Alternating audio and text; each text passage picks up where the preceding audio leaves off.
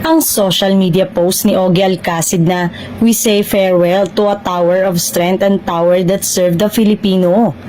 Ang isa sa mga kumpirmasyon tungkol sa nakatakdang pagkawala ng Millennium Transmitter ng ABS-CBN.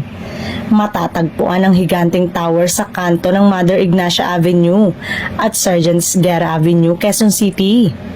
Kasama ang kanyang asawang si Regine Velasquez, nagpakuha si Ogie ng larawan sa iconic transmitter o tower na nagsilbing palatandaan ng ABS-CBN sa matagal na panahon. Maging ang buong asap na nagdiwang at nakiisa sa kanilang 30th anniversary ng programa, kasabay ng pagpapailaw ng ABS-CBN broadcasting sa huling pagkakataon. Ito rin ang kasuotan ng production staff at ng lahat ng ABS-CBN stars na nagkaroon ng partisipasyon sa Sunday Noontime Show ng Kapamilya Network. Maging ang TV host na si Vice Ganda ay binalikan ang kanyang unang mga taon sa ABS-CBN sa isang nostalgic na tour sa main building ng network. Si Vice Ganda ay isa sa mga pinakamatagal at pinakatanyag na host-actor sa ABS-CBN. Kilala sa kanyang trabaho sa maraming programa.